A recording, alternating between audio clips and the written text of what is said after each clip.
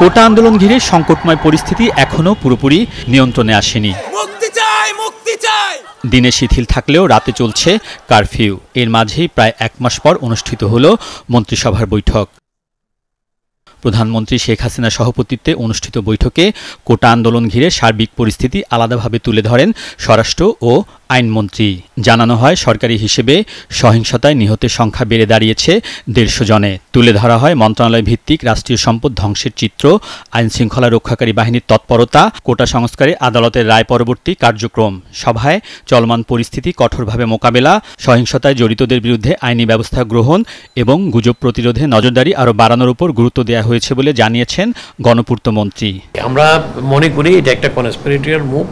এটাকে শক্তভাবে মোকাবেলা করতে হবে, দেশের আইন কানুনের ভিত্তিতে মোকাবেলা করতে হবে। অপরাধীদেরকে খুঁজে বের করে তাদেরকে আইনের আওতায় আনা হবে এবং জনগণকে আমাদের বিষয়টা আর একটু বুঝিয়ে তুলতে হবে, আমাদের প্রকৃত সত্যটা তুলে ধরতে হবে। আজকের উনি সবাই বলেছেন, গতকালকে বোধহয় 147 বলেছিলেন, আজকে বোধহয় আরও 3টি যোগ হয়েছে 150 উনি বলেছেন।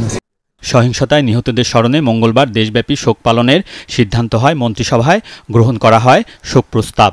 আগামীকাল দেশব্যাপী শোক পালন করা হবে এবং সেই শোক পালন অংশ হিসাবে কালো ব্যাজ ধারণ করা হবে এবং মসজিদে দোয়া, মন্দির, গির্জা, প্যাগোডায় প্রার্থনা করা হবে। মহেশখালী কুতুবদিয়া উন্নয়ন কর্তৃপক্ষ আইনের খসড়ার চূড়ান্ত অনুমোদন দেয়া হয়।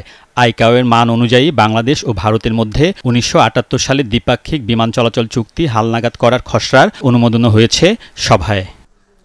আলমগীর স্বপন, যমুনা নিউজ, ঢাকা।